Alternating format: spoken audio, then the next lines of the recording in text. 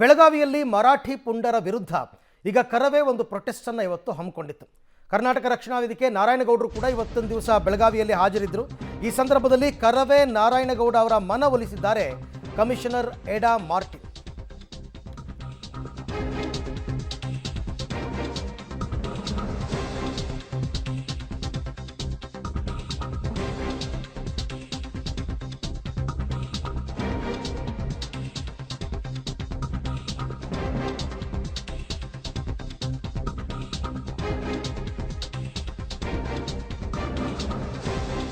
ಬೆಳಗಾವಿಯಲ್ಲಿ ಮರಾಠಿ ಪುಂಡರ ವಿರುದ್ಧ ಇವತ್ತು ಕರವೇ ದೊಡ್ಡ ಮಟ್ಟದ ಪ್ರತಿಭಟನೆಗೆ ಕರೆ ಕೊಟ್ಟಿತ್ತು. ಕರವೇ ನಾರಾಯಣಗೌಡರು ಕೂಡ ಬಂದಿದ್ದರು. ಆದರೆ ಅವರ ಮನವೊಲಿಕೆ ಮಾಡಿದ್ದಾರೆ ಕಮಿಷನರ್ ಎಡಾ ಮಾರ್ಟಿನ್. ಕಂಡಕ್ಟರ್ ಮೇಲಿನ ಹಲ್ಲೆ ಸಂಬಂಧ ಈಗಾಗಲೇ ನಾವು 5 ಬಂಧಿಸಿದ್ದೇವೆ. ಮಾರಿಹಾಳ್ ಠಾಣೆ ಇನ್ಸ್ಪೆಕ್ಟರನ್ನು ವರ್ಗಾವಣೆ ಮಾಡಿದ್ದೇವೆ. ಅದೇ ಪೋಕ್ಸೋ ಕೇಸ್ ಹಾಕಿದ್ರಲ್ಲ ಆ ವ್ಯಕ್ತಿ. ನಾನು ಜನರ ಪರವಾಗಿ ಕೆಲಸ ಮಾಡ್ತೀನಿ ಅಂತ ಕಮಿಷನರ್ ಭರವಸೆ ಕೊಟ್ಟಿದ್ದಾರೆ. ಈ ಮನವೊಲಿಕೆಯ ಬಳಿಕ ಬಾಳೆಕುಂದ್ರಿ ಚಲೋ ಹೋರಾಟವನ್ನು ವಾಪಸ್ ಪಡೆದಿದ್ದಾರೆ ನಾರಾಯಣಗೌಡರು. ಪ್ರತಿಭಟನೆಯನ್ನು ವಾಪಸ್ ಪಡೆದಿದ್ದೀವಿ ಅಂತಕ್ಕಂಥ ಘೋಷಣೆಯನ್ನು ಕೂಡ ಮಾಡಿದ್ದಾರೆ. ಇವ್ರದ್ದು ಇನ್ನೊಂದು ಬೇಡಿಕೆ ಇತ್ತು, ನೀವು ಟ್ರಾನ್ಸ್ಫರ್ ಮಾಡಿ ಅಂತೆಲ್ಲ ಹೇಳಿದ್ದು, ಪೋಕ್ಸೋ ಕೇಸ್ ವಾಪಸ್ ತಗೋಬೇಕು ಅಂತ ಅಂದ್ಬಿಟ್ಟು. ಸೊ ನೋಡೋಣ ಅದೇನಾಗುತ್ತೆ ಅಂತ.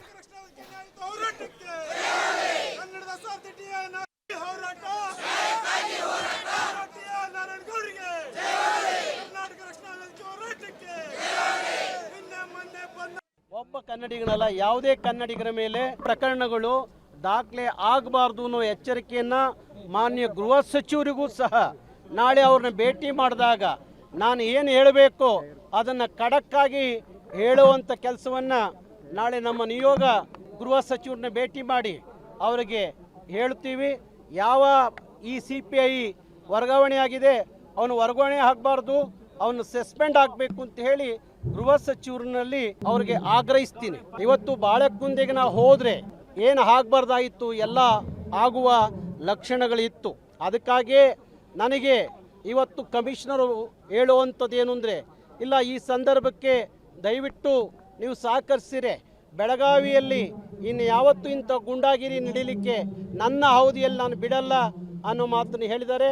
ಹಾಗಾಗಿ ಇವತ್ತೇನು ಪ್ರತಿಭಟನೆ ಇತ್ತು ಆ ಪ್ರತಿಭಟನೆಯನ್ನು ಸಾಂಕೇತಿಕವಾಗಿ ಇಲ್ಲಿ ಇವತ್ತು ಮುಗಿಸಿದ್ದೀವಿ. ಇದೇ ಥರ ಏನಾದರೂ ಪ್ರಕರಣ ಮುಂದುವರಿಯೋದಾಗಲಿ, ಇಲ್ಲ CPIನ ಬರೀ ವರ್ಗಾವಣೆ ಮಾಡ್ಕೊಂಡು ಕೂತ್ರಾಗಲ್ಲ, ಅವನು ಸಸ್ಪೆಂಡ್ ಏನು ಮಾಡ್ತೀವಿ ಅಂತ ಹೇಳಿದ್ದಾರೆ, ಅದು ಮಾಡದೇ ಹೋದರೆ ಮತ್ತೆ ಅವ್ರ ಮೇಲೆ ಯಾವ ರೀತಿಯ ಕ್ರಮಕ್ಕೆ ನಾವು ಹೋರಾಟ ಮಾಡಬೇಕೋ ಆ ಹೋರಾಟವನ್ನು ಮಾಡ್ತೀವಿ. ಒಬ್ಬ ಕನ್ನಡಿಗ ನಾನು ಅವ್ರ ಜೊತೆಗೆ ಮೊದಲಿಂದ ನಾವು ಪರಿಚಯ ಆಗಿದೆ. ಮತ್ತು ಒಮ್ಮೊಮ್ಮೆ ಯಾವಾಗ ಟೈಮ್ ಸಿಗ್ತಾ ಇದ್ರೆ ನಾವು ಫೋನಲ್ಲಿ ನಾವು ಮಾತಾಡ್ತಾ ಇದ್ದೀವಿ.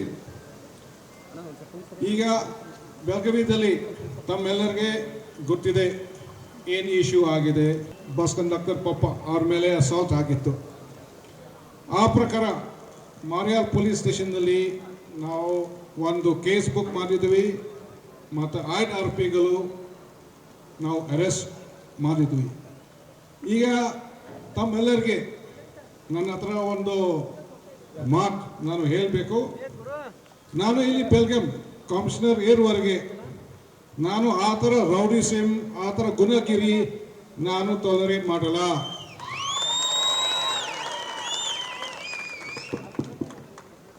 ನಾನು ಮೇಘಾಲಯದಿಂದ ಬಂದಿದ್ದೀನಿ, IPS ಜಾಯಿನ್ ಮಾಡಿದ್ದೀನಿ ಮತ್ತು ಈಗ ನಾನು ಕರ್ನಾಟಕ ಸ್ಟೇಟಲ್ಲಿ ನಾನು ಸೇವಾ ಮಾಡ್ತಾ ಇದ್ದೀನಿ.